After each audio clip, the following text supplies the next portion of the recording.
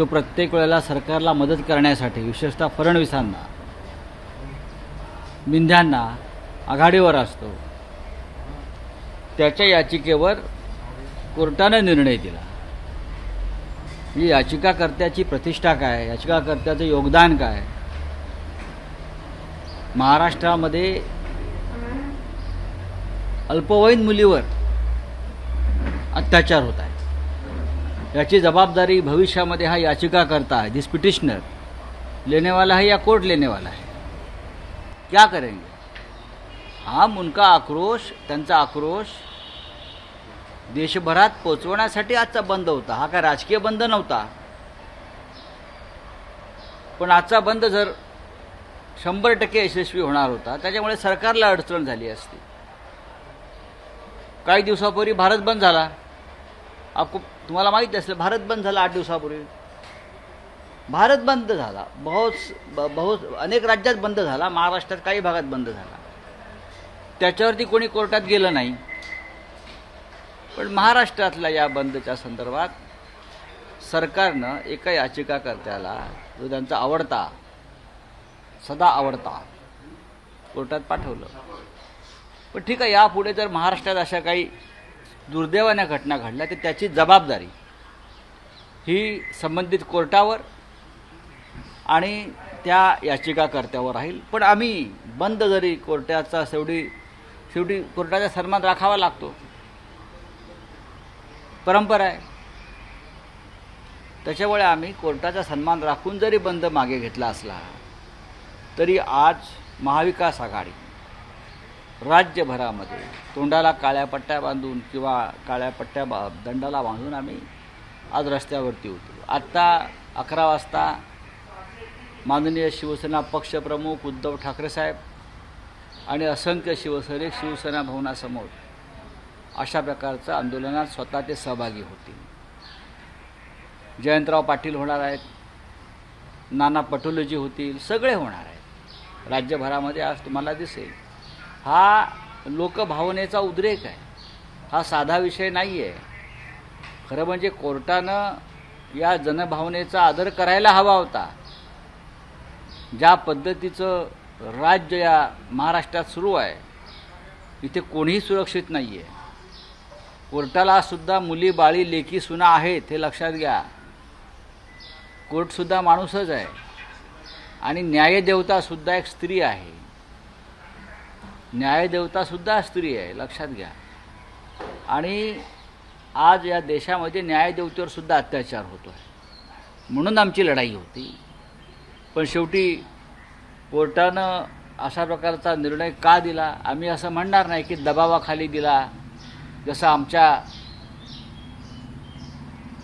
शिवसेनेच्या एका खटल्यासंदर्भात तारखावर तारखा पडत आहेत, हा सुद्धा राज्यघटनेवर एक प्रकारे बलात्कारच आहे. पण त्याहीपेक्षा आम्हाला चिंता येते या राज्यातल्या आमच्या मुलींची, बहिणींची, भगिनींची, सगळ्यांची. आणि म्हणून शेवटी आम्ही आज रस्त्यावर उतरण्याचा निर्णय घेतलेला आहे. लोकशाहीमध्ये आंदोलनाला फार महत्त्व आहे. जर आंदोलनच नसतील, आमचा आवाजच कोणी दाबणार असेल तर लोकशाही काय कामाची? लोकशाही कुछ काम आहे.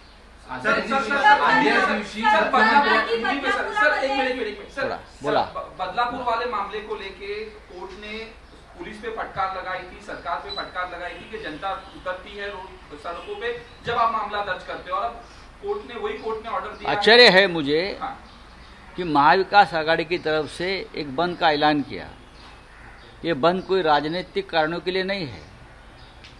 जो स्थिति इस राज्य में बनी हुई है, छोटी बच्चियां, महिलाएं, हमारी माँ बहनें सुरक्षित नहीं है, ये कोर्ट को भी मालूम है, ये कोर्ट ने भी इंडोर्स किया है.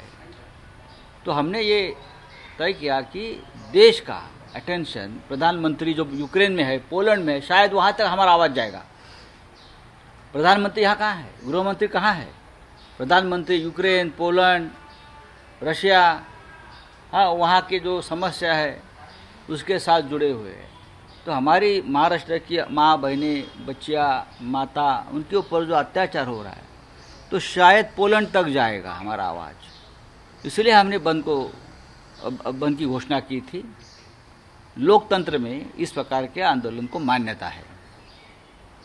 कोई हमारा आवाज़ दबा नहीं सकता, चाहे मोर्चा हो, चाहे संघर्ष हो, चाहे अनशन हो, चाहे बंद हो। लेकिन कोर्ट ने, कोई एक पिटिशनर जाता है, हाँ, जो इस सरकार का बहुत लाडला पिटिशनर है, जब भी सरकार संकट में आती है तो इस लाडले को भेज देते हैं पिटिशनर, और कोर्ट हमें निर्णय देता है कि आप बंद मत करो, आप ये मत करो, ये मत। ठीक है, कोर्ट का आदेश है, हमारी परंपरा है कोर्ट का आदेश मानने के लिए। लेकिन फिर भी बंद हमने पीछे लिया है कोर्ट का सम्मान रखते हुए। लेकिन हम आंदोलन करेंगे। आज 11 बजे कांग्रेस, राष्ट्रवादी कांग्रेस, शिवसेना, तीनों पार्टी के नेता बाहर आएंगे, सड़क पर आएंगे, मुंह पर काली पट्टी बांधने की हमारा आवाज़ दबाने की कोशिश हो रही है और हम आंदोलन करेंगे। उद्धव ठाकरे जी, शिवसेना चीफ, आज खुद शिवसेना भवन के सामने आंदोलन में शामिल होंगे। सर, आपने एक और मामले में कहा कि हमें तारीख पे तारीख दी जा रही है कोर्ट में। देखिए, वो भी हमारी 3 साल से सुनवाई कोर्ट में चल रही है। 3 साल से महाराष्ट्र में एक गैर कानूनी सरकार चल रही है, हाँ, अनकॉन्स्टिट्यूशनल। और कोर्ट हमें कहता है कि हमारा बंद अनकॉन्स्टिट्यूशनल है। ये बहुत ही गंभीर बात है। एक सरकार राज्य में चल रही है, हम कहते हैं दिस इज अनकॉन्स्टिट्यूशनल गवर्नमेंट, और हमें कोर्ट कहते हैं कि आप अनकॉन्स्टिट्यूशनल बंद का ऐलान कर रहे हो। तो हम किसकी बात सुने? वो सरकार के बारे में कोई निर्णय नहीं है, तारीख पे तारीख, तारीख पे तारीख, तारीख पे तारीख। लेकिन यहाँ तो 24 घंटे में हमारा बंद का सुपड़ा साफ कर दिया। फिर भी हम कोर्ट का आदर करते हैं, लेकिन हमारी लड़ाई जारी रहेगी। Thank you.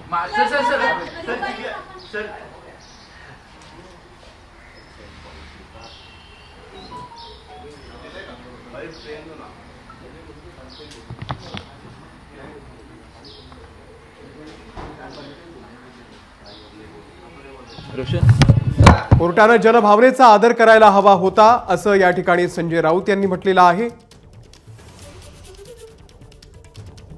सरकारला लाडका याचिकाकर्ता नेहमी कोर्टात जातो। लोकभावनेचा उद्रेक, कोर्टानं जनभावनेचा आदर करायला हवा होता, असं मत संजय राऊत यांनी व्यक्त केलेलं आहे। एबीपी माझा, उघडा डोळे बघा नीट।